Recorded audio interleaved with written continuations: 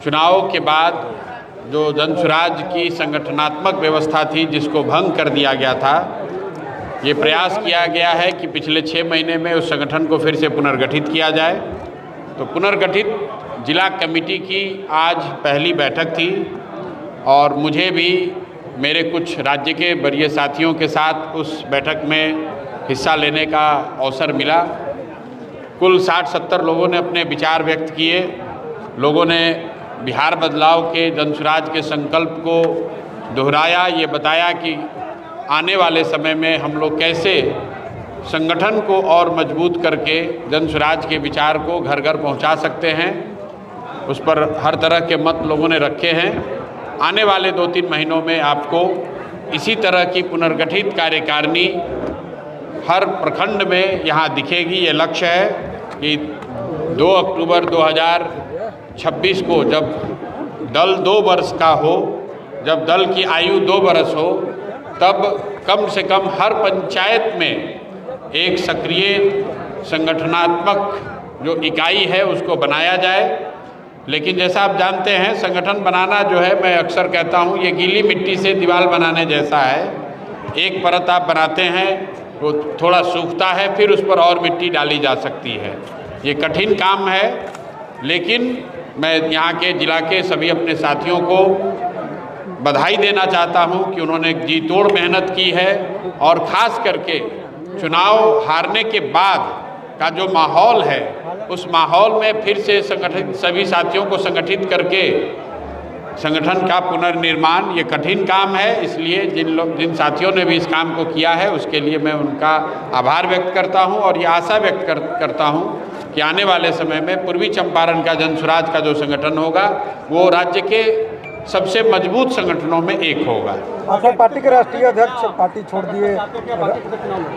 Party के राष्ट्रीय अध्यक्ष ने पार्टी छोड़ दिया, ये आपको किसने कहा? यहाँ पर बैठक हो रही है, यहाँ उदय जी का फोटो लगा हुआ है कि नहीं लगा हुआ? किसी भी जानकारी को सिर्फ व्यू के लिए तोड़ मरोड़ के पेश करना, ये सही पत्रकारिता नहीं है। उदय जी मेरे व्यक्तिगत मित्र भी हैं, बड़े भाई जैसे हैं, पार्टी में कई लोगों के लिए अभिभावक के जैसे हैं। पार्टी के वो अध्यक्ष थे और अभी पार्टी के राष्ट्रीय अध्यक्ष हैं।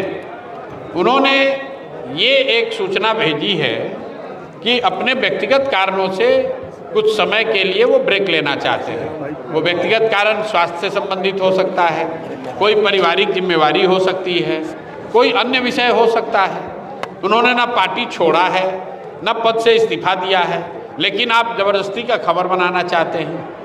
1 साल का उनका कार्यकाल अध्यक्ष का हम लोग के पार्टी के संविधान के अनुसार है और आज भी राष्ट्रीय अध्यक्ष उदय सिंह जी हैं और ये कार्यक्रम हो रहा है और आप देख रहे हैं उनका फोटो लगा हुआ है ऊपर। तो पटना में लड़की के साथ बदसलूकी हुआ है होटल में, उसके लिए क्या कहना है? देखिए, पटना में जो बदसलूकी हुई है दुखद है, गंभीर मामला है। आप लोग चर्चा भी कर रहे हैं, लेकिन 2-3 दिन चर्चा होगी, फिर चर्चा बंद हो जाएगी। कानून व्यवस्था की स्थिति, जब आप गलत लोगों का चुनाव करेंगे, गलत लोगों को सत्ता की चाबी देंगे, तो ये होना ही है। अब बुलडोजर, गरीब दलित परिवारों के घर पर बुलडोजर चलाने वाले नेताजी, आपके हमारे मुख्यमंत्री, कहाँ गई उनकी हिम्मत? कहाँ नहीं उस होटल पर बुलडोजर चलाया जा रहा है जहाँ पर इस तरह का कुकृत्य हुआ है। नीट की छात्रा के साथ जो रेप हुआ, उसकी हत्या हुई, उस हॉस्टल के मालिकों पर क्या कार्रवाई हुई? कौन अभी तक पकड़ा गया है? तो अगर आप जो खुद ही दोषी है, जिसका चरित्र खुद ही दागदार है, वो राज्य के मुखिया के तौर पर रहेगा, तो इस तरह की घटनाएं होती ही रहेंगी। इसके लिए सिर्फ नेता दोषी नहीं है, आप और हम गलत लोगों का चुनाव करेंगे तो गलत होगा ही। बाकी अगर किसी के साथ दुर्घटना हुई है तो जनसुराज या समाज के सभी सही सोच वाले लोग उनके साथ खड़े हैं। जो कुछ भी बन पड़ेगा हम लोगों से मदद के लिए, वो मदद की जाएगी।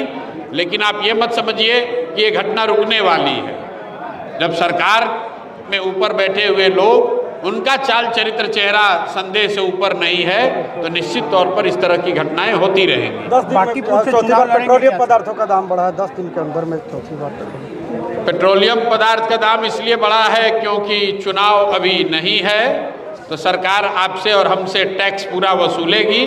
फिर कल चुनाव आएगा तो अरवा उसना चावल का बात होगा, हिंदू मुसलमान बनाया जाएगा, आप और हम फिर वोट दे देंगे। अब फिर जब चुनाव खत्म हो जाएगा तो कहिएगा कि पेट्रोल का दाम बढ़ा हुआ है। बिहार में यूपी के मुकाबले डीजल और पेट्रोल पर 10 रुपये लीटर का 10 रुपये लीटर ज़्यादा हम लोग आज से 5 बरस से दे रहे हैं। और जिस सरकार ने 10 रुपये लीटर एक्स्ट्रा तेल का दाम यहाँ रखा है बिहार में, उसी एनडीए, उसी जदयू, उसी भाजपा की सरकार को यहाँ लोगों ने 202 सीट जिताकर सरकार बनाया है। तो भाई 10 रुपये पेट्रोल का ज़्यादा दीजिए। फिर अगर आज 5 रुपया बढ़ा है तो क्यों चिल्ला रहे हैं? बिहार में तो, अरे दूसरे राज्य में बढ़ा है तो लोग कुछ बोल सकते हैं। बिहार में तो दूसरे राज्य के मुकाबले 10 रुपया लीटर तेल, डीजल और पेट्रोल यूपी के मुकाबले 10 रुपये ज़्यादा मिल रहा है। और देश में सबसे महंगा डीजल, देश में सबसे महंगा पेट्रोल बिहार में ही मिल रहा है। क्योंकि जो सरकार टैक्स लगाती है केंद्र की, उसके ऊपर से बिहार सरकार ने सबसे ज़्यादा टैक्स लगा रखा है। लेकिन उसी सरकार को हमने आपने वोट दिया है, तो जो बोइएगा वो काटिएगा।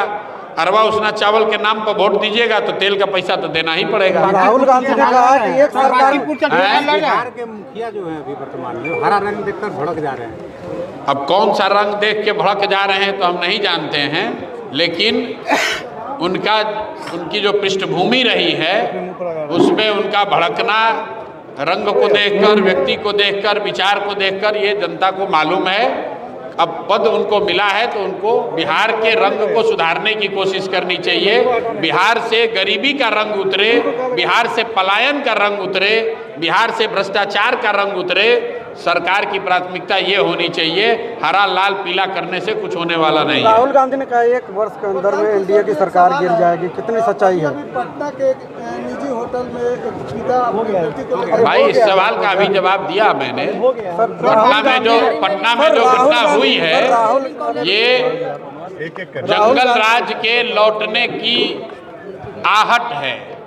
क्योंकि जो लोग ऊपर बैठे हुए हैं यही लोग तो जंगल राज के चलाने वाले और उसके कारक थे। आज वही अपना रंग बदल के, गमछे का रंग बदल के मुख्यमंत्री बन गए हैं, तो उससे वो सुधार थोड़ी ना हो जाएगा।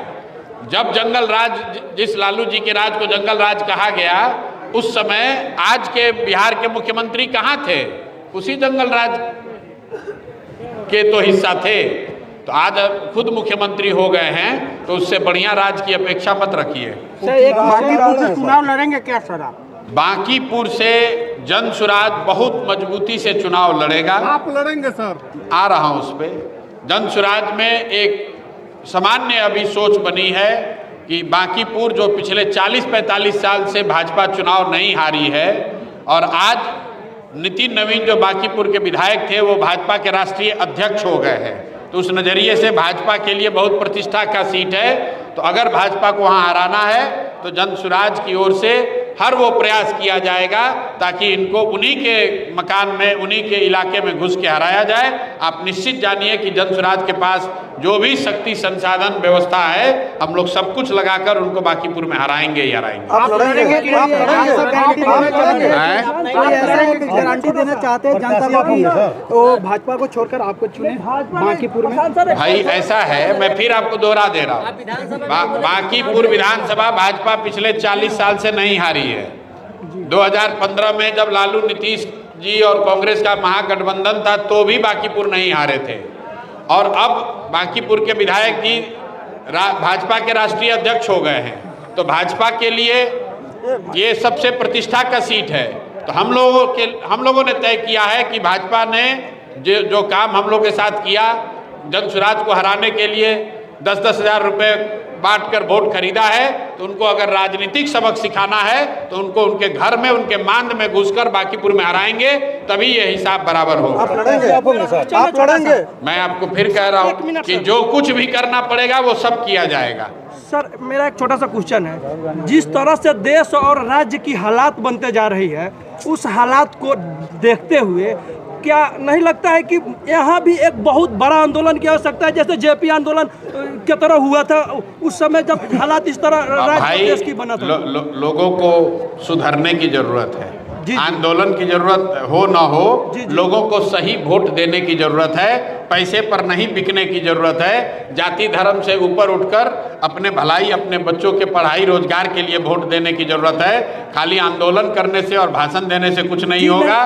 5 बरस जिस सरकार ने आपको लूटा, जिस सरकार ने 5 बरस लूटा, आपके बच्चों को बेरोजगार बनाया, आपके बच्चों को पलायन करने के लिए मजबूर कर दिया, उसी सरकार को, उसी दल को जाकर आप 200 लोगों को वोट देकर जिताए हैं। तो चाहे जीवन भर आंदोलन कीजिए।